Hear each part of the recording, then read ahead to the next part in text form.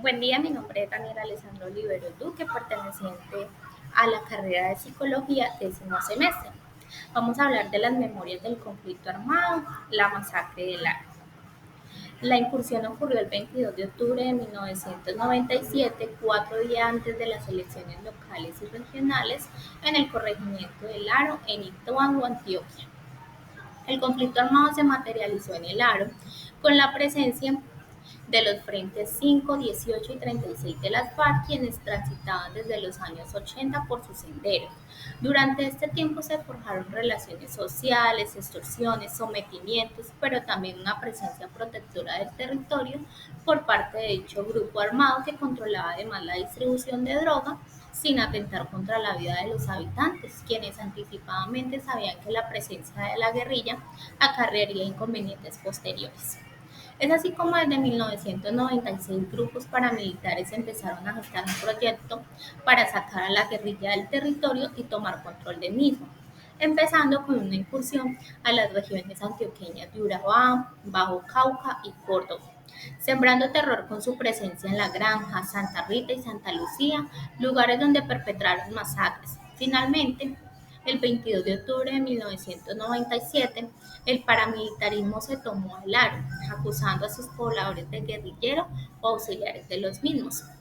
Aproximadamente 150 hombres de las denominadas autodefensas campesinas de Córdoba y Urabá, conocidas como los Muchacabezas, llegaron al corregimiento entre el 22 y el 26 de octubre, aunque la presencia de los paramilitares se mantuvo durante 17 días. Con lista en mano fueron asesinando, según diversas versiones, entre 15 y 19 habitantes del corregimiento.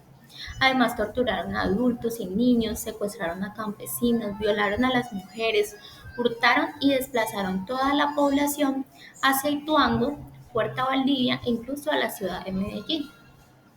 Los habitantes recuerdan particularmente el asesinato del tendero del pueblo, Marco Aurelio Areiza, de 64 años, a quien amarraron, torturaron, le sacaron los ojos, los testículos y el corazón.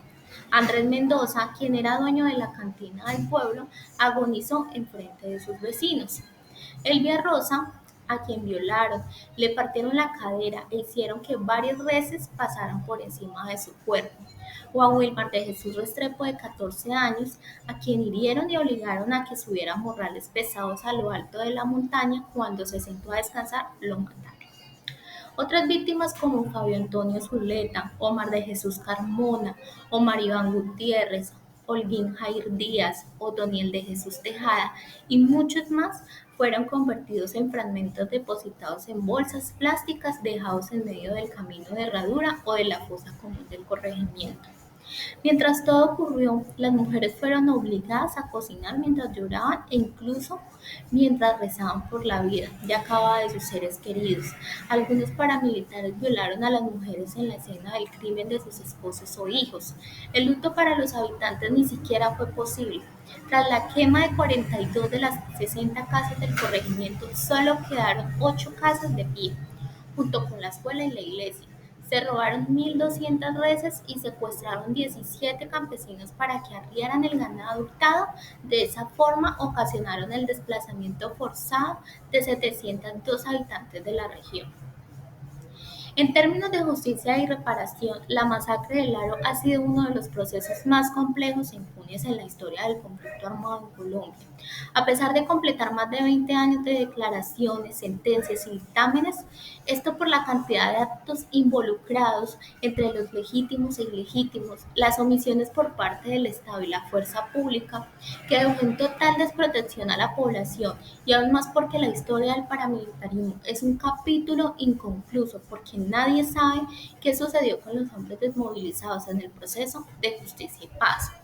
El 13 de febrero de 1998, el paramilitar Francisco Villalba, alias Cristian Barreto, decide entregarse voluntariamente a las autoridades para aliviar su conciencia y por no encontrarse de acuerdo con los planes para cometer magnicidios por parte de grupos paramilitares.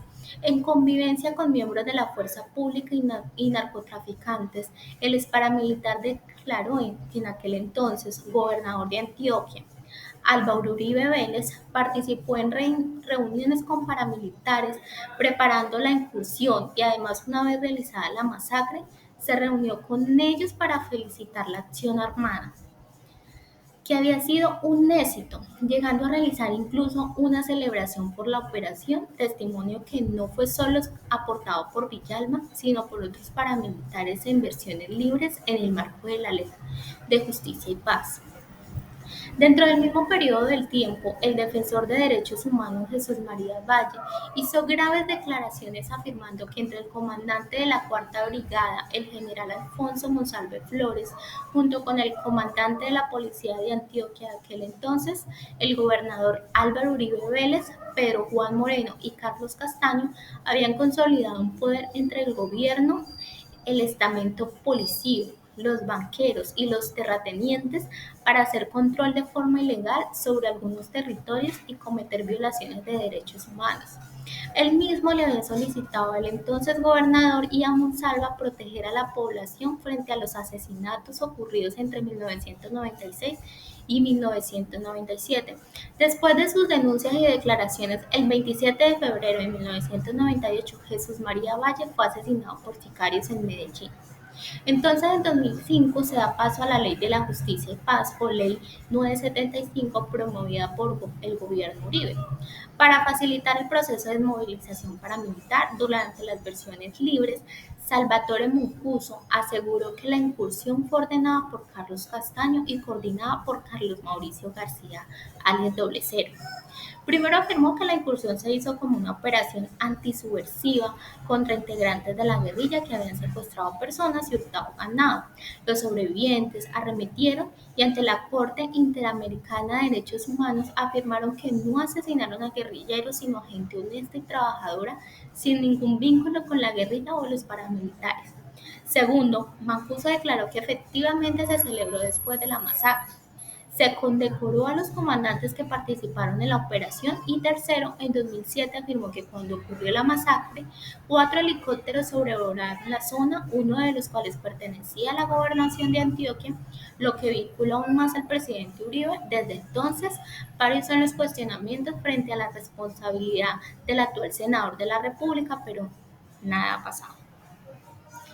En 2007, Gustavo Petro realizó un debate en el Congreso sobre el paramilitarismo en Antioquia, señalando las fincas La Carolina y las Guacharacas, propiedad de la familia Uribe, donde se cometieron y planearon crímenes. Desde entonces, Álvaro Uribe se ha encontrado cuestionado por el vínculo con el paramilitarismo, primero por las declaraciones de Francisco Villalba, la muerte de Jesús María Valle y luego por las corrientes del paramilitar Diego Fernando Murillo, alias Don Berna, quien aseguró que los grupos paramilitares financiaron la campaña presidencial de Uribe y por los vínculos que también ha obtenido su hermano Santiago con la creación del grupo paramilitar Los 12 Apóstoles y los R-15.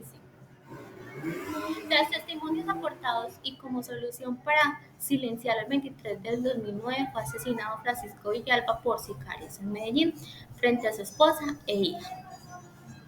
Así, desde el año 2014 se ha transitado entre órdenes para compulsar investigaciones contra Álvaro Uribe Vélez. Incluso durante 2018 las investigaciones ordenadas y la citación por parte de la Corte Suprema de Justicia han estado en el centro de la discusión del escenario del público.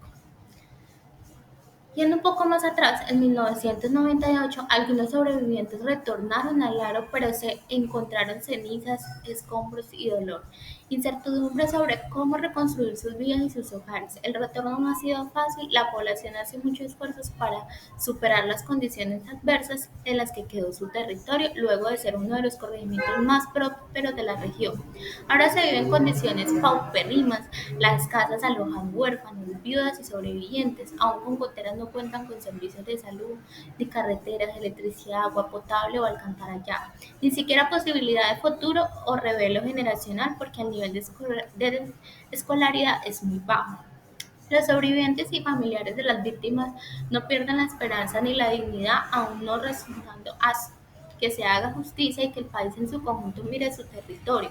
Así como pusieron atención cuando se divulgaron las atrocidades cometidas después de 20 años, en 2017, la Fiscalía General de la Nación exhumó los restos de una fosa común en el corregimiento También sobre el camino de Herradura y la vía que está construyendo las empresas públicas de Medellín, EPM. Las víctimas del ARO esperan que el Estado cumpla con el fallo de la Corte que ordenó indemnizar a los habitantes dado mejoramiento de las viviendas, proporcionando un retorno seguro y pagando a las víctimas 3.500 millones de pesos, pero aún no se ha cumplido. La única reparación fue una cruz fabricada de madera que está en la mitad del pueblo, que aunque se valora para recordar a las víctimas, tuvo un costo de 40 millones por ello. Las víctimas no lo consideran como una reparación porque pudo ser una inversión para arreglar el centro médico o mejorar la escuela.